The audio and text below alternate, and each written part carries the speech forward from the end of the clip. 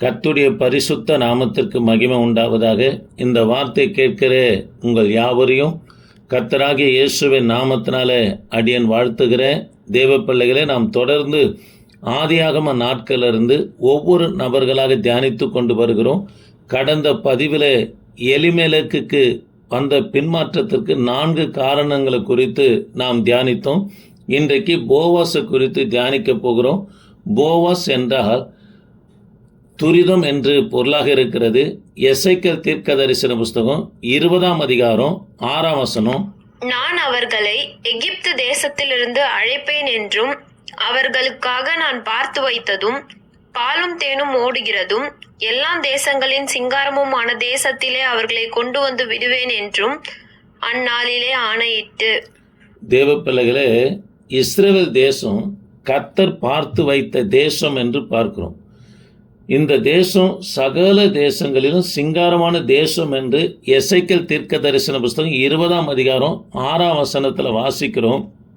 தேவ பிள்ளைகளே, பரலோகத்திலிருந்து கர்த்தர் பார்க்கிறார். எல்லா தேசங்களை காட்டிலும் அழகான தேசம் எதுவாக காணப்பட்டதுன்னா கர்த்தருக்கு கானான் தேசம் காணப்பட்டது. காரணம் தேவ பிள்ளைகளே, அது பாலும் தேனும் ஓடுகிற தேசமாக பரலோகத்திலிருந்து கர்த்தர் பார்த்து ஜனங்களுக்கு, அதாவது இஸ்ரவேல் ஜனங்களுக்கு கொடுக்க வேண்டும் என்று அவர் தெரிந்து கொண்ட தேசம்தான் கானான் தேசம் என்று எசேக்கியேல் தீர்க்க தரிசன புஸ்தகம் 20ஆம் அதிகாரம் 6ஆம் வசனத்தில் நாம் வாசிக்கிறோம். தேவ பிள்ளைகளே, இப்பேற்பட்ட தேசத்தில் தான் என்ன உண்டாயிற்றுன்னா பஞ்சம் வந்தது. வேதாகமத்தில் 13 பஞ்சங்களை குறித்து சொல்லப்பட்டு இருக்கிறது. இதில் 11 பஞ்சம் கானான் தேசத்தில் தான் காணப்பட்டது. முத பஞ்சம் எங்கே காணப்பட்டதுன்னா ஆதியாகமம் 12ஆம் அதிகாரம் ஆபிரகாமுடைய நாட்களில் பஞ்சம் வந்தது என்று சொல்லி பார்க்கிறோம். இரண்டாவதாக ஆதியாகமம் 26ஆம் அதிகாரம் ஈசாக்குடைய நாட்களில் பஞ்சம் காணப்பட்டது. மூன்றாவதாக யாக்கோப்புடைய நாட்களில் காணப்பட்டது. முற்பிதாக்களுடைய நாட்களிலே பஞ்சமாக காணப்பட்டது. இரண்டாவதாக போவாஸை குறித்து தியானிக்க போகிறோம்.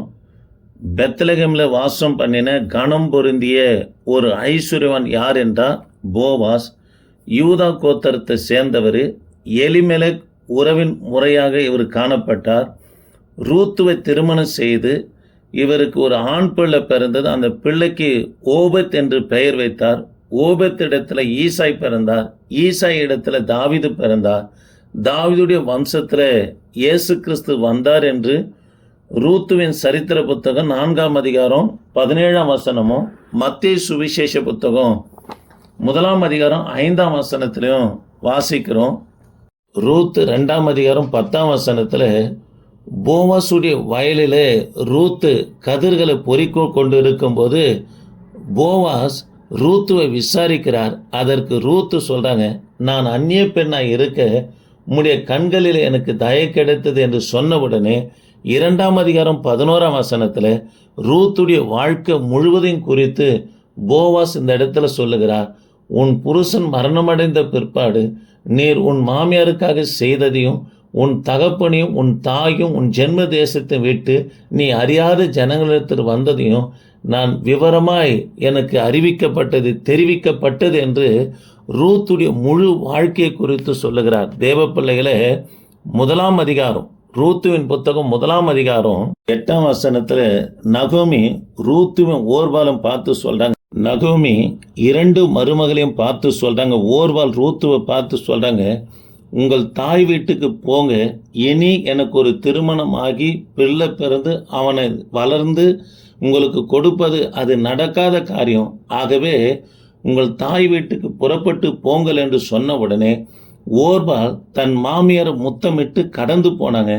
ஆனால் ரூத்து சொல்கிறாங்க, 1ஆம் அதிகாரம் 16ஆம் வசனத்தில் நீர் போகும் இடத்திற்கு நானும் வருவேன் என்று சொல்கிறாங்க. தேவ பிள்ளைகளே, பரிசுத்த ஆவியானவர் என்னை எங்கே வழிநடத்துகிறாரோ அங்கே நான் வருவேன் என்று ரூத் இந்த இடத்துல மாமியாரை பார்த்து சொல்கிறாங்க. இரண்டாவது, நீங்கள் தங்குகிற இடத்துல நானும் தங்குவேன். அதாவது தேவ பிள்ளைகளே, பாவம் இருக்கிற தேவனால் சபிக்கப்பட்ட மோவாப் தேசத்தில் கர்த்தர் இல்லை. ஆகவே கர்த்தர் இருக்கிற இடத்துல நான் வருவேன் என்று ரூத்து தன் மாமியாரை பார்த்து சொல்றாங்க. தேவ பிள்ளைகளே, கர்த்தர் எந்த இடத்துல இருக்க மாட்டார்னா, யாருடைய ஊழியத்துல இருக்க மாட்டார்ன்னு சொன்னா, விபச்சாரம், வேசித்தனம், பெருமை உள்ள மக்கள் மத்தியில கர்த்தர் இருக்க மாட்டாரு. அதை தான் இவங்க சொல்றாங்க. இங்கே கர்த்தர் இல்லை, இது பாவம் நிறைந்த தேசம். ஆகவே நீர் தங்கும் இடத்துல, கர்த்தர் இருக்கிற இடத்துல நானும் வருவேன் என்று சொன்னது மாத்திரம் இல்லாம, உம்முடைய ஜனம் என்னுடைய ஜனம், உம்முடைய தேவன் என்னுடைய தேவன் என்று சொல்றாங்க. இனி நான் யெகோவா தேவனை தவிர வேறு எந்த தேவனை நான் ஆராதிப்பது இல்லை என்று, அதாவது மரணமே அல்லாம வேறு ஒன்றும் உன்னை என்னை பிரிக்க மாட்டாது என்று சொல்லி ரூத்து சொன்ன உடனே, ரூத்துடைய உறுதியான வார்த்தையை கேட்டு நகோமி அதற்கு பிற்பாடு ஒன்று நான் பண்ண, ரூத்துவனிடத்துல பேசல. தேவ பிள்ளைகளே, அதை தான் ரூத்து 2:11 ரூத்துடைய முழு விவரத்தை குறித்து போவாசு ரூத்துடத்தில் சொல்றார். நீர் மரணம் அடைந்த பிற்பாடு, மன்னிக்கணும், உன் புருஷன் மரணம் அடைந்த பிற்பாடு உன் மாமியாருக்கு நீ செய்ததும், உன் தகப்பனி, உன் தாயும், உன் ஜென்ம தேசத்தை விட்டு அறியாத ஜனங்களிடத்தில் வந்ததையும் நான் விவரமாய் அறிந்திருக்கிறேன் என்று போவாஸ் சொல்லுகிறத பார்க்கிறோம். தேவ பிள்ளைகளே, 2:12 போவாஸ் சொல்றாரு, உன் கடவுள், உன் தாய், உன் தகப்பன் வீட்டை விட்டு இஸ்ரவேலின் செட்டைகளின் நிழல்ல, அதாவது கீழே வந்தபடியா கர்த்தர் உனக்கு நிறைவான பலனை தருவார் என்று சொல்லி ரூத்துவை வாழ்த்தி ஆசீர்வதிக்கிறதுனா இந்த இடத்துல பார்க்கிறோம். பிற்பாடு பல ஆண்டுகள் கழித்து சாலமோன் ராஜா தேவாலயத்தை கட்டி 2 தூண்களை வைத்தார். இதில் ஒரு தூணுக்கு போவாஸ் என்றும் மற்றொரு தூணுக்கு யாக்கின் என்பது என்று பெயர் வைத்ததை இந்த இடத்துல பார்க்கிறோம். இது 2 நாளாகவும் 3:17 பார்க்கிறோம். தேவ பிள்ளைகளே, 2 ராஜாக்களின் புத்தகம் 25:13 கல்தேயர் யூதாயோ மேலே படையெடுத்து வரும்போது நேபுகாத் நேச்சார் இந்த 2 வெங்கல தூண்களையும், போவாஸ், யாக்கின் என்று வைக்கப்பட்ட இந்த 2 வெங்கல தூண்களையும் உருக்கி அதை தன்னுடைய தேசத்துக்கு கொண்டு போனார் என்று இந்த இடத்துல வாசிக்கிறோம். தேவ பிள்ளைகளே, அதற்கு காரணம் யூத ஜனங்களுடைய பாவமாகவே காணப்பட்டது. போவாச அந்த அளவுக்கு அவர் செயல்பட்டது நிமித்தமாக தான் சாலமோன் அந்த தூணுக்கு போவாஸ் என்று பெயர் வைக்கிறத நம்ம பார்க்கிறோம். அது மாத்திரமல்ல, பெத்லகேமின் தண்ணீரை குடிப்பதற்கு கூட தாவீது விருப்பப்படுகிறார். இது 1 நாளாகவும் 11:17 வரைக்கும் வாசித்து பார்ப்போம்னா சொல்லப்படுகிறது. ரூத்துவ போவாஸ் விசாரித்தது போல நம்முடைய தேவனும் நம்மை விசாரிக்கிறார் என்று சொல்லி உபாகமும் 11:12 பார்க்க, அது உன் தேவனாகிய கர்த்தர் விசாரிக்கிற தேசம், வருஷத்தின் துவக்கத்தின் முதல் வருஷத்தின் முடிவு மட்டும் எப்போதும் உன் தேவனாகிய கர்த்தரின் கண்கள் அதன் மேல் வைக்கப்பட்டு இருக்கும் என்று இந்த இடத்துல வாசிக்கிறோம். ஆக தேவ பிள்ளைகளே, நம்முடைய தேவனும் அவர் விசாரிக்கிறார். எப்பெல்லாம் கர்த்தர் விசாரிக்கிறார்னா, முதலாவது காரியம், காலை தோறும் கர்த்தர் நம்மை விசாரிக்கிறார் என்று யோபுவின் சரித்திர புத்தகம் 7:18 வாசிக்கிறோம். காலை தோறும் அவர் என்னை விசாரிக்கிறதற்கும் நிமிடந்தோறும் என்னை சோதிக்கின்றதற்கும் நான் எம்மாத்திரம் என்று யோபு சொல்லுகிறத பார்க்கிறோம். தேவ பிள்ளைகளே, கர்த்தர் காலை தோறும் நம்மை விசாரிக்கும்படியா நம்முடைய எல்லைகளுக்கு, நம்முடைய படுக்கைக்கு கர்த்தர் வருகிற தேவனாக இருக்கிறார். ஆகவே தேவ பிள்ளைகளே, காலையில் எழுந்து கர்த்தருடைய பிள்ளைங்க நம்ம ஜெபிக்கணும். காரணம், நம்முடைய ஆண்டவர் காலை தோறும் நம்ம விசாரிக்கும்படியாக வருகிறார். ஆகவே நம்ம காலையில் முழங்காலில் இருப்போமானா நிச்சயமாக விசாரிக்க வருகிற தேவன் நமக்கு அந்நாளுக்கு தேவையான கிருபையை ஆசீர்வாதத்தை கொடுத்து என் தேவன் நிறைவாய் நடத்துகிறவராய் அவர் இருக்கிறார். தேவ பிள்ளைகளே, ஆதியாகமம் 3:8 9 வாசித்து பார்ப்போம்னா, பகலில் குளிர்ச்சியான வேலையில் தோட்டத்தில் கர்த்தர் உலாவி ஆதாமே நீ எங்கே இருக்கிறாய் என்று கர்த்தர் கேட்கிறத பார்க்கிறோம். தேவ பிள்ளைகளே, என் ஆண்டவர் காலைதோறும் நம்மனா விசாரிக்கிற தேவன். ஆகவே ஜெபிப்போம். இரண்டாவது தேவ பிள்ளைகளே, ஆதியாகமம் 16ஆம் அதிகாரம் 8ஆம் வசனத்தில் கைவிடப்பட்டவர்களை கர்த்தர் விசாரிக்கிறார்.